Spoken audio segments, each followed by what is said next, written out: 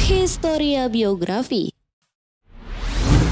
Mr. Sultan Syahrir merupakan seorang tokoh intelektual, perintis, dan revolusioner kemerdekaan Indonesia. Bahkan setelah Indonesia merdeka, ia pun menjadi politikus dan Perdana Menteri di Indonesia. Selain dari karir politiknya sebagai seorang Perdana Menteri di Indonesia, ia juga merupakan seorang tokoh pendiri dari sebuah partai politik di Indonesia. Melihat peran yang dimiliki oleh Mr. Sultan Syahrir untuk negara Indonesia di masa lampau, maka penting untuk generasi sekarang lebih mengenal tokoh intelektual, perintis, dan revolusioner kemerdekaan Indonesia ini. Maka dari itu, berikut fakta menarik di balik sosok Mr. Sultan Syahrir.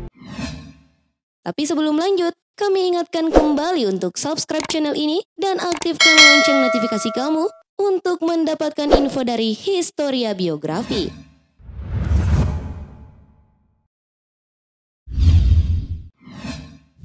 Perdana Menteri pertama negara Indonesia.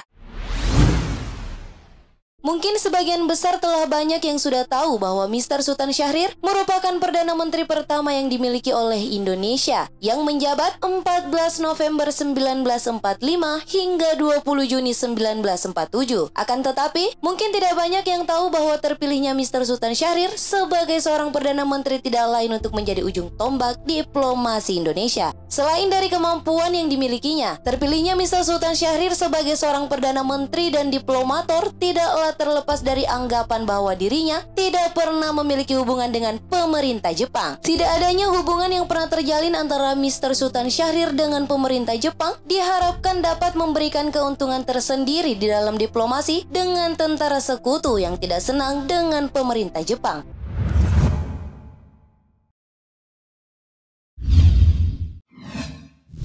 Diplomator Indonesia.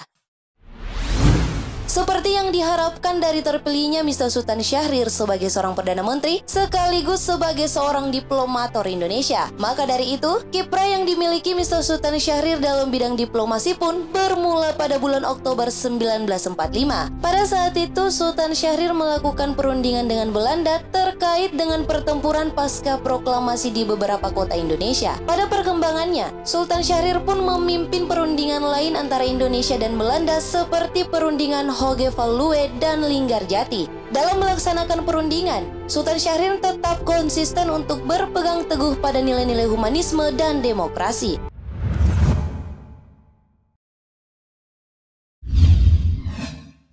Pernah mengetik naskah proklamasi sendiri. Sebuah hal yang cukup menarik yang pernah dilakukan oleh Mr. Sultan Syahrir sebelum dibacakannya proklamasi kemerdekaan Indonesia pada tanggal 17 Agustus 1945, di mana beliau pernah juga membuat sebuah teks proklamasi, akan tetapi menurut versinya sendiri. Selain dari itu, teks yang dibuat oleh Mr. Sultan Syahrir memiliki jumlah kata yang cukup banyak dibandingkan dengan teks proklamasi yang pernah dibacakan oleh Soekarno. Menurut M. Razek, jumlah kata dalam teks proklamasi yang dibuat oleh Mr. Sultan Syahrir yakni sebanyak 300 kata. Meskipun demikian bahwa Mr. Sultan Syahrir pernah menuliskan sebuah teks proklamasi menurut versinya sendiri, akan tetapi hal tersebut menunjukkan betapa inginnya Mr. Sultan Syahrir melihat Indonesia segera merdeka.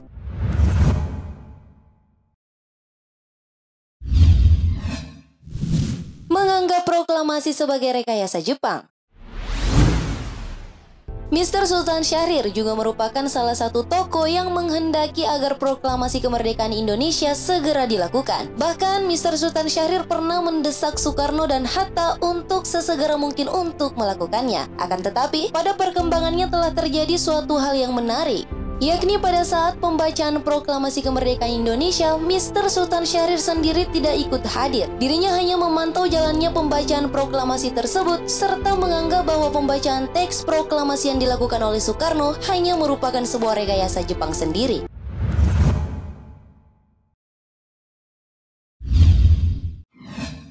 Pernah berseteru dengan Jenderal Sudirman. Perseteruan antara Mr. Sultan Syahrir dan sang jenderal dipicu oleh perbedaan pemahaman soal perjuangan mempertahankan kemerdekaan. Menurutnya, kemerdekaan sesungguhnya harus dicapai secara bertahap, rapi dan elegan, bukan frontal dengan mengangkat senjata. Maka ia mempraktikkan politik diplomasi. Selain itu, ia pun mengatakan harus menyingkirkan semua kolaborator bentukan Jepang. Mendengar itu, Sudirman merasa kesal karena mau bagaimanapun peta adalah bentukan Jepang. Kemudian Sudirman mengkritik diplomasi yang dilakukan Syahrir dan menggabungkan diri dengan Persatuan Perjuangan bersama Tan Malaka. Sejak saat itu, Sudirman dan Tan Malaka menjadi penentang politik diplomasi Mr. Sultan Syahrir. Setelah gerilya yang dilakukan Sudirman selesai, hubungan keduanya membaik. Bahkan mereka saling mengagumi satu sama lain.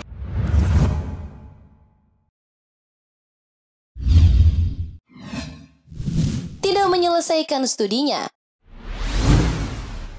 Ketika remaja, Mr. Sultan Syahrir terdaftar sebagai pelajar di Leiden School of Indology. Di sini, ia mendalami dunia politik dan menjadi anggota Perhimpunan Indonesia yang dipimpin Hatta. Tetapi, ketika pemerintah kolonial Belanda menangkap Soekarno, ia menghentikan studinya dan pulang ke tanah air pada 1931. Sejak saat itu, ia menggabungkan diri dalam perjuangan dan tidak berniat menyelesaikan pendidikannya. Ketika ia ditanya soal pendidikannya yang tidak selesai, ia menjawab bahwa titel itu tidak terlalu penting. Yang lebih penting adalah bagaimana tiba pada kebenaran yang harmonis dan pribadi sifatnya. Pernyataan ini diungkapkan Mr. Sultan Syahrir dalam Indonesische Overpeinzingen.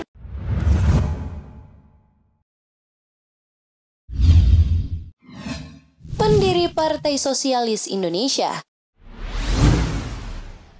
Selepas memimpin kabinet, Mr. Sultan Syahrir diangkat menjadi penasihat Presiden Soekarno sekaligus duta besar keliling. Pada tahun 1948, Syahrir mendirikan Partai Sosialis Indonesia (PSI) sebagai partai alternatif selain partai lain yang tumbuh dari Gerakan Komunis Internasional. Meskipun PSI berhaluan kiri dan mendasarkan pada ajaran Marx dan Engels, namun ia menentang sistem kenegaraan Uni Soviet. Menurutnya, pengertian sosialisme adalah menjunjung tinggi derajat kemanusiaan dengan mengakui dan menjunjung persamaan derajat tiap manusia.